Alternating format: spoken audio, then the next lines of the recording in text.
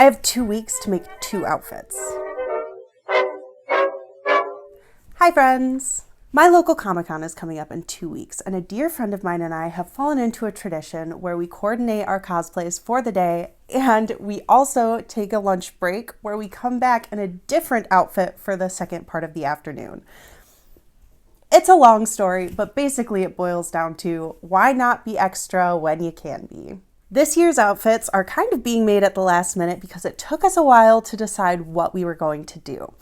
I am incredibly excited because for this year, we have decided to be Agent Peggy Carter and Mr. Jarvis. We are going to make 2 outfits, and I'm a little overwhelmed by the prospect, but also very, very excited for it. Both of these looks are going to be from season 2 of Agent Carter. I love the season 2 costumes. That is amazing for me because I love to make costumes that I can then wear in my everyday life. My amazing friend Catherine, who is also a costumer, and you can find her on Instagram, I'll link it in the description, is going to be the incomparable Mr. Jarvis. And I'm going to be making the Peggy Carter looks. The first look is going to be this red dress that she wears to the Derby when she's undercover. It is so beautiful, and I love a good red dress. So since we are a bit short on time, I have ordered this dress from Amazon. It is the same basic silhouette, and I'm hoping to just refashion it into being Peggy's dress. I have a plan. I think it's going to work. I just gotta make it happen.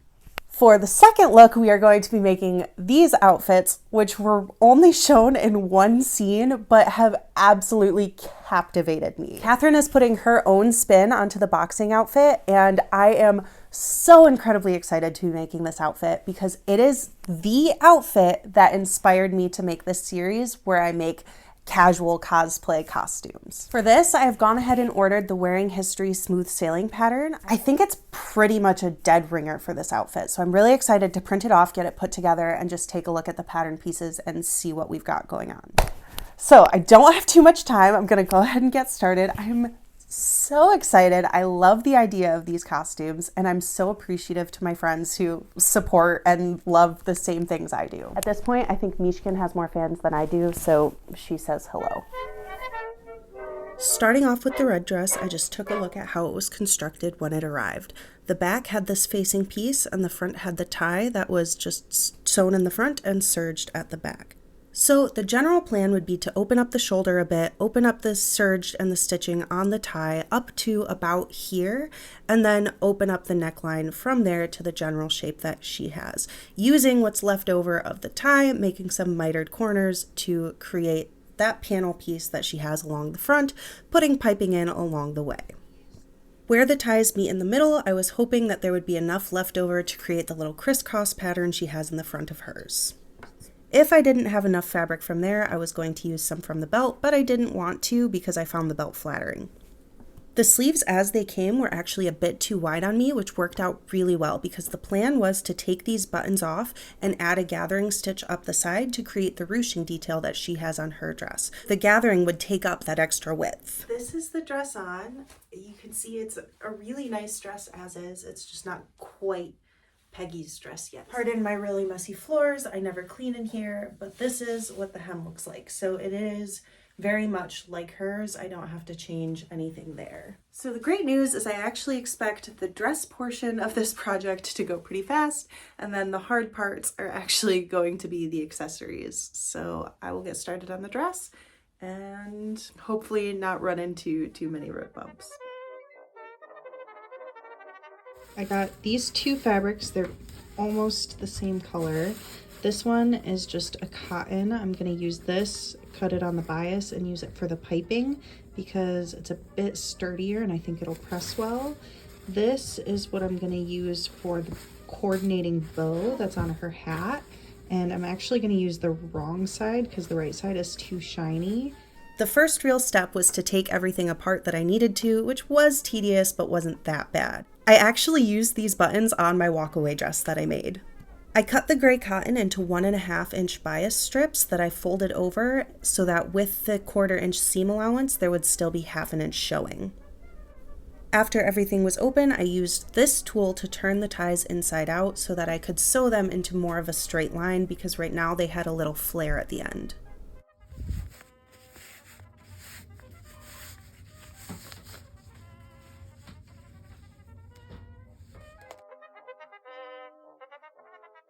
I measured the width of the tie from the last place it was straight and just made it that width all the way across. I was recording because I was going to do a little talking section, and this is actual footage from when I thought that I had sewn the ties the wrong way. And this is when I realized I had actually sewn the right edge and I didn't need to go back and unpick anything. I was very happy about that. This part was a whole hot mess. It was kind of a disaster. I thought it was going to be much easier. I had marked where I wanted the neck hole opening to be, and then I was marking where the mitered corners were going to be in relation to that, and I thought it was going to be easier than it was. It was not.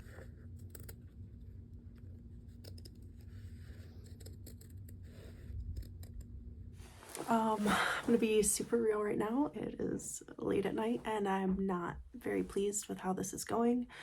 I still love the dress. I think it's turning out beautiful, but it is much, much harder than I had thought it was going to be. When I had kind of made the concept of this cosplay, I thought this would be a good way, like a good beginner project for somebody who hasn't done a cosplay before and maybe wants to start learning sewing, because in theory I was like, oh well, refashioning an existing dress would be easier than making a dress from scratch, maybe a little less daunting.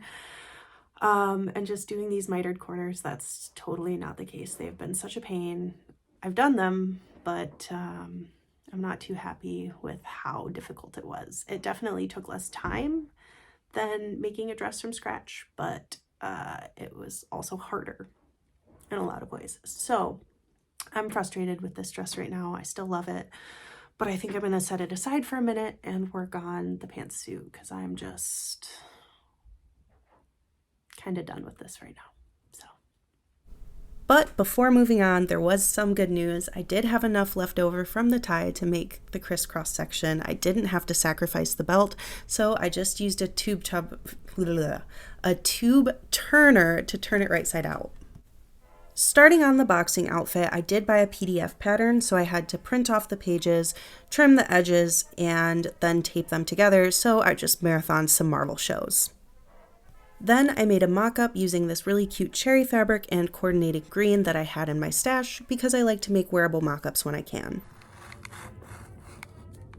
I have my mock-up here, and I am very happy with how it's turned out overall, but it has made me realize that what I thought was a yoke on her blouse because of the angle of this picture is not actually a yoke. It's more of like just a forward shoulder. So this wearing history pattern, the back is still perfect, but the front is not what I need. So I'm gonna kind of try and mash this simplicity pattern, which I know fits me well because of, ironically, my last Peggy Carter blouse that I made.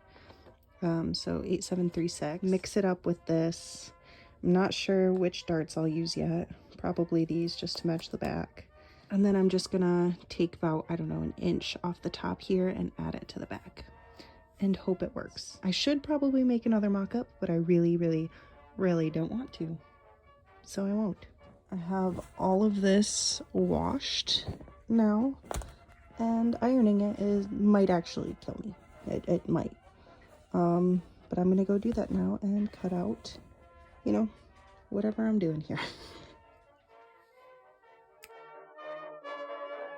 Even though I decided to make real pockets, I do still want to do her pocket flaps. So what I did was just cut out 4 of the same shape. It's the same width as the pocket, and I'm gonna sew them right side, like these 2 right sides together, these 2 right sides together with 1/2 inch seam allowance. I made it like way too long on purpose so that I can kind of fuss with how it fits on.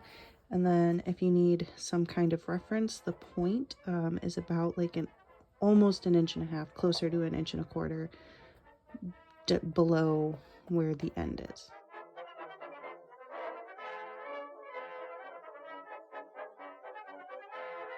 I have gone ahead and sewn the yoke and the main part of the back together.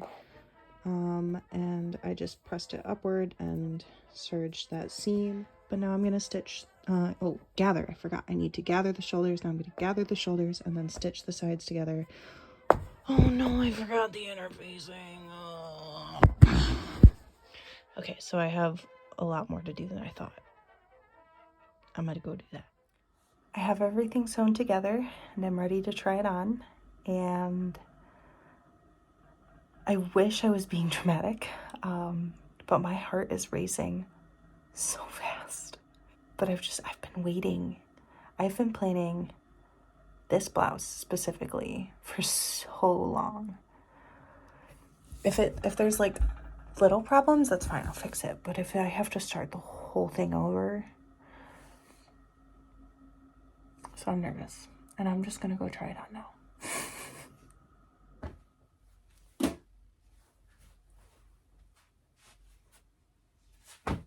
I was so worried for nothing. I may bring these darts up just a little higher so that they sit more at my waist. I think this worked out well.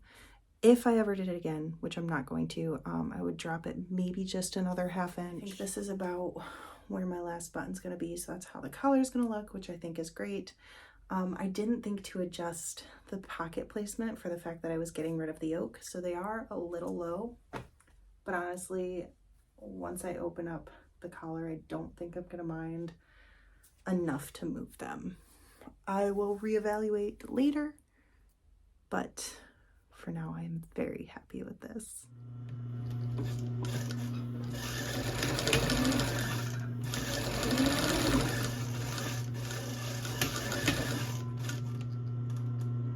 Looking at the pattern piece from the sleeve of the smooth sailing blouse, I knew it wasn't going to be quite what I needed, so I decided to use the sleeve from the Simplicity 8736. Well, I tried.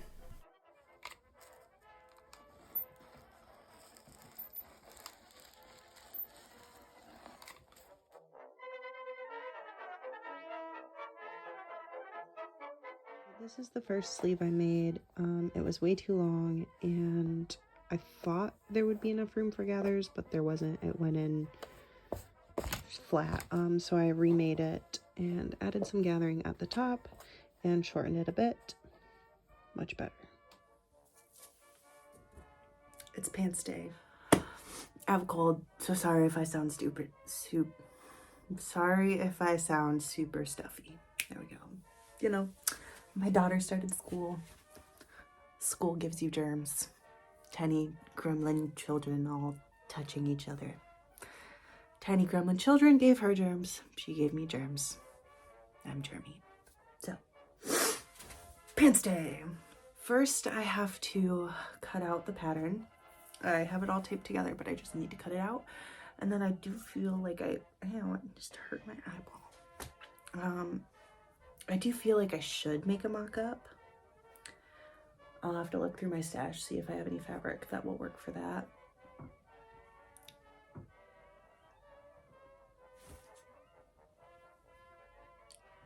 Zipper for the pants, buttons for the shirt, and these are for the accessories for the others. For the most part, I followed the pants pattern to a T. It was a little long-waisted, but I'm short.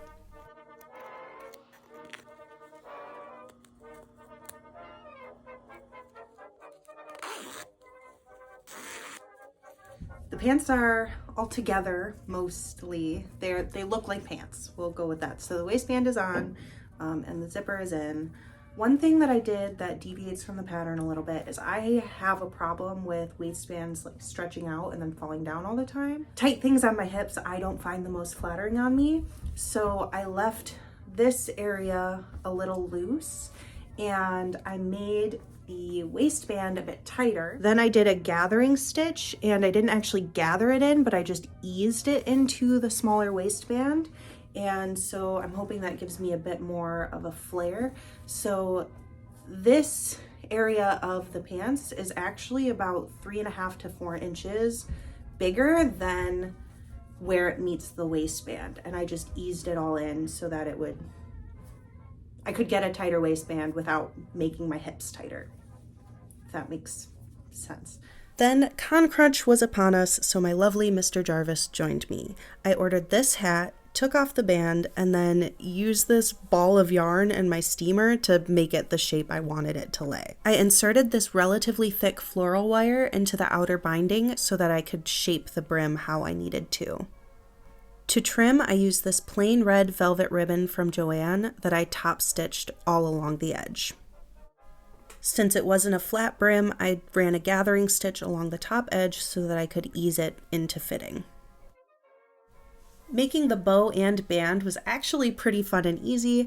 I used the silky material but sewed it right sides together so that the wrong side would actually be the right side because I liked it better and thought it looked a little less cheap. Sprinting to the finish line now, it was down to details that would just make everything come together. So I made a list of everything that I would need to get done and just went through them one by one, checking them off so I wouldn't forget anything.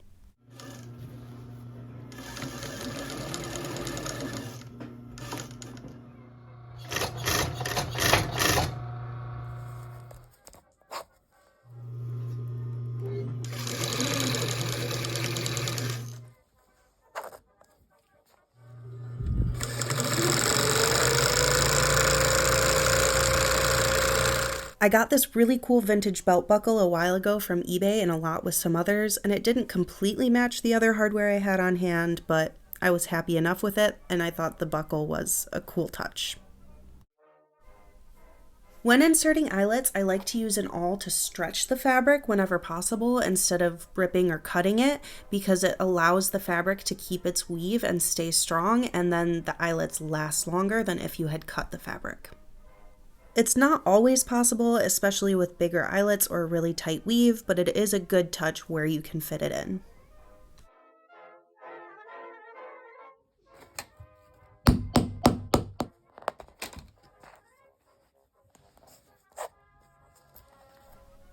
The pattern did come with a pattern piece for belt loops and instructions on how to make them, but to save myself a little bit of effort and time, I instead made one big long skinny tube, turned it right side out, and then cut those to the size that I needed to make my belt loops.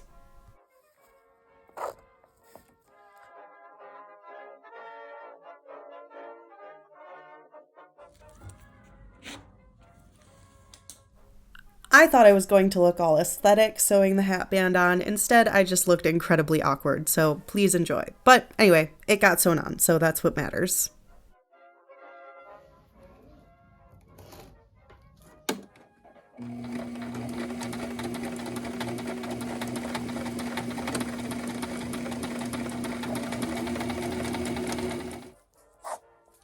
I decided that the pants needed pockets both for practicality and because Peggy's pants in the show had them, so I used the blouse pocket pattern and just transferred that to the pants as well.